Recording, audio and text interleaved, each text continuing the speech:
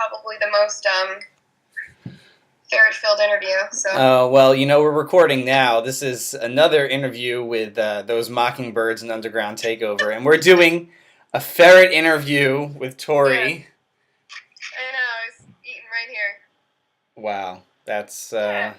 You wouldn't believe who actually watches How I Got Sweetie, and who actually watches her when I go on tour. And who watches her when you go on tour? Well, you know the band Daines Jr.? Yeah? Lou Barlow's uncle has a ferret rescue called Scales and Tails. Oh, that's fantastic. And his uncle actually watches Sweetie, and I adopted her from him. And he's got about 50 ferrets in there. And that's kind of awesome, actually. Yeah, so you never would think of those, two industries. I guess it's just a 6 degrees of separation, kind of. Yeah. So that's, Scales and Tails has, at any given time, 50 ferrets and then, I think 2 minks right now. Angriest creatures on the planet, minks. I gotta say, it's the funniest thing. The 6 degrees of separation thing is weird for me because, I'm friends with, a lot of bands and musicians, individual people just on Facebook, and when you guys post things to each other.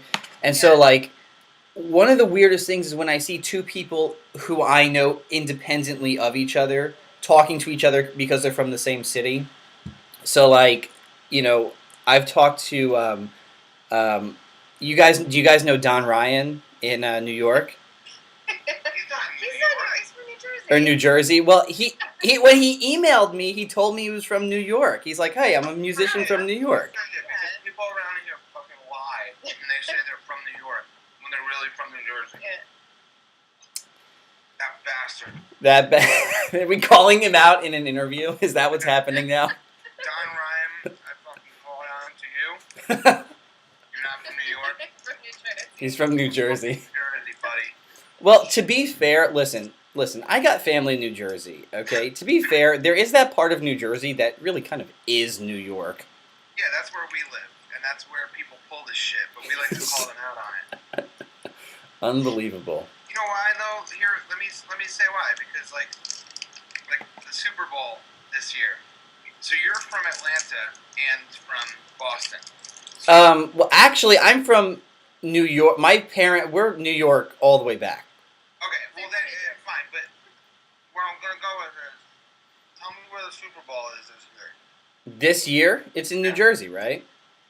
Yeah, but all of the things say New York, New Jersey. And, you know what's fucking insane? Because of a contract with the NFL, no business in New Jersey is allowed to refer to anything as a Super Bowl anything. Nobody can have Super Bowl parties or Super Bowl this or Super Bowl that if you're in New Jersey, because New York is where they do those things. And and to be fair, it's not even all of New York. It's New York City. Dude, the game is in New Jersey. End of story. There's a fucking body of water between us and New York. You know how we're talking about weird things, weird people mixing and meeting? When I was 16, I actually met the guy who wrote the Super Bowl theme. Really? Frankie Vinci, and he played in this band in the 80s, and we just became friends because we were, both into music. And it's so funny to see. I just saw him on Facebook the other day, and I'm thinking, oh, we gotta hang out soon. But I know the guy that wrote the Super Bowl theme song. That's actually pretty cool. Actually, that's pretty awesome. It's kind of awesome. We need to change topics. I'm so mad about this. All right, so no more Super Bowl stuff. It's a good topic. The Super Bowl is not. Okay. Oh my god. Is the new topic ferrets? Because I just don't want to talk about New York, New Jersey, because everything gets stolen from New Jersey. Yeah, New Jersey has some awesome bands. bands. This whole conversation started with Don Ryan being a liar. All right, then let's change the subject. All right, let's talk about. This is going to be a new year for you guys. Where do you want to? I mean, we talked about touring in the last interview. Where do you want to go this year that you've never gone before? Japan. You want to go to Japan? Europe and Germany. Well, not Europe, UK and Germany.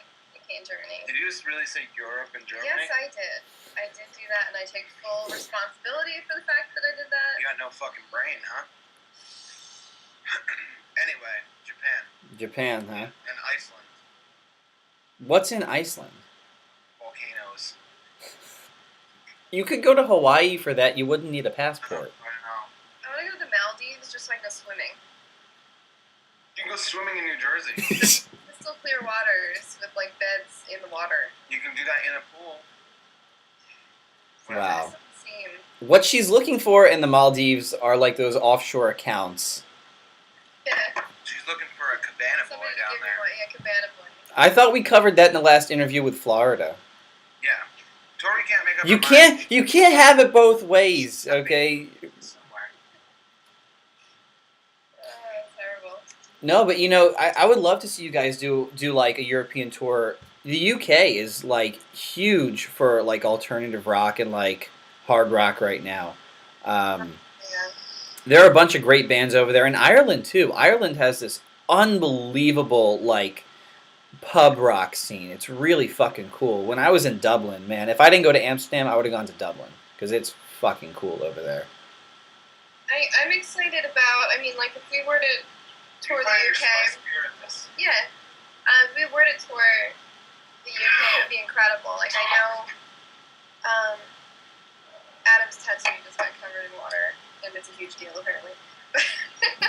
I mean, as far as like female musicians go, I've been following a lot of the blogs. Like, I feel like I'd be a little more at home in a new venue there. Like here, when I go to a new venue, I halfway expect to get a little bit of difficulty getting through the door, and all those things that I would like to take for granted. I mean, it's kind of interesting and ironic about that because, in a way, there are so many bands now that have a female component to them, whether it's, whether it's like female vocalists or female, instrumentalists or whatever. They make up probably even more than half of my playlist. Bands that I know. Let's break it down even further. I'm sorry to cut you off, but No, tell me. there have always, in the whole history of humankind, been the same amount of chicks playing music as guys, and many of them are better, but it's not even that they're better. There's never, ever been any kind of proof in the history of music that women are any less good at it than men. Oh, I agree with you 100%. The fact that it's still a thing... It's depressing in a way. It's depressing, but it has nothing to do with the music. It's just an overall thing of the fact that we live in a sexist world, and that's where it's from. It's not about fixing it in the music industry as much, because you're not gonna, because you have to fix it. You have to fix it everywhere. Society. You need to make guys stop thinking that just because they fucking have dicks, they're any fucking right. better. And the thing, but in the music industry, specifically, it shouldn't be a novelty.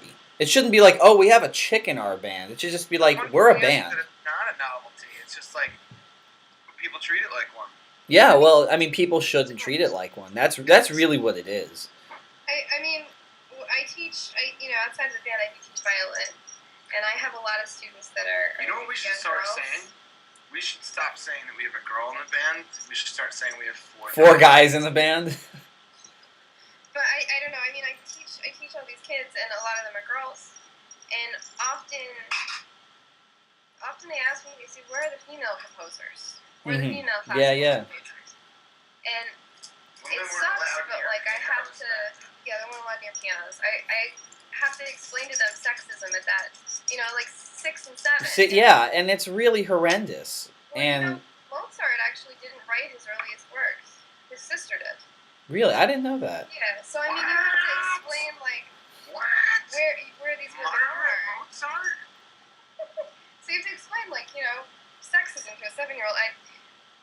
I would like to see things change, and I feel that things are changing.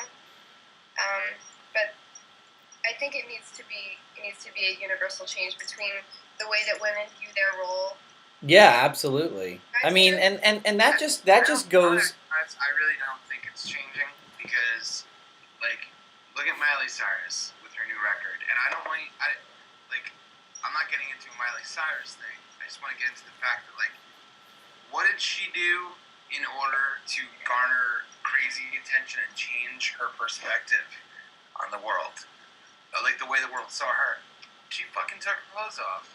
And whatever, that's cool. Like, you want to take clothes off, more power to you. But it's like, that's somehow the symbol of women growing up is, oh, time to show off my tits. Whereas Justin Bieber, same age as her, he's doing the same thing, he's trying to do the same thing she is, and it's not about him showing his fucking dong, it's about him doing drugs. It's about, right, it's him playing up to the macho thing, and her playing up to, you know, what should pop stars be doing, you know? Yeah, they are an excellent case study of what culture thinks of a young man and a young woman. Right. Absolutely. And it's depressing in a way. More than one way, actually. It's terrible. It's really terrible. You know, but it is, you know, it is what it is. This tattoo on my arm here means equal if. Right. It's a feminist theory, and it's just something that's really important to me is equal everything for both sexes. Yeah, equal everything, you know, I go so far, you know, equal everything for everyone. I don't care. Yeah, no, absolutely. You know, and it's, I don't know, sometimes the world that we live in gets really convoluted. But, It does. you know, it's interesting that you know, we got into this kind of conversation. It's just interesting that this evolved from conversations about, like, you know, women in the music industry, and we realize that it's like, it's more of an expansive thought than I had even initially thought of, you know, considered for this particular moment. We deal with it all the time. Like, up in yeah, I shouldn't say where, just because we ended up having a positive experience in the place. So, we played a venue recently where during load-in, the bouncer, whatever word you want to call him, the guy at the door. Right, security guy. Tory and I were carrying in equipment, and we walked in together, and we each had equipment, and he said to her, or no, he said to me, she needs to pay. And then I was stunned on so many levels. First of all, I was like, she's in the band. Right. Like, why would, and then I was just in a crappy mood to begin. Like, I was in a confrontational mood, so I was just like, and I said to him, I was like, first of all, why would you automatically assume that she's not in the band? Like, why would that be your first thing? Actually, absolutely. Like, without even questioning. And then I was like, and then second of all, to make matters even worse, I was like, you said it to me. Like, I own her, and I'm the one who's going to decide. Like, why don't you fucking? It was wrong on so many levels. Dude, it pissed me off so fucking bad. See, he says this, but it happens a lot to me, and the guys didn't believe it until they saw it. And there was one occasion. That's because you make shit up. There was one occasion where we won an award. It was our first award ever, and it was really exciting. And we showed up to the venue to play, and all the guys go in front of me. You know, 1, 2, 3, 4. I got in, no problem. And you know, the guy turns to me and goes, "For you, it's gonna be $5." I was like, "Are you kidding me?" That's unbelievable. I mean, it happens, but I guess, like, after that one, this next one that Adam was telling you about was yeah, but like the not one as I'm big of a telling you deal. about is like, it's so much more fucked up because it's like he did the same thing where he assumed you weren't in the band, but for him to say it to me, like I'm like your fucking handler. Yeah, like he's not your keeper, you know. And she's my pet, and she can't hear anything, so it's like, oh, you're gonna have to pay for your woman. If you want women in here, you gotta pay for them. It's like, dude, you got fucking like 4 teeth, man. Don't make me fucking knock one of them out. What's the moral of the story? Never piss Adam off. Yeah, that's a really bad idea. Don't do that. The moral of the story is to never piss you off. I'm not tough. I just fucking. He has no patience. I have no patience, and I carry a knife. So. That's fantastic. It's really, really a good We should thing. probably cut that out of the interview that I carry a No, knife. you should keep it in there. You sound Well, we couldn't cut it out of the interview anyway because we've covered the fact that I have the technical skills of like a cat. Yeah. Probably less than, actually. the prowess. The prowess.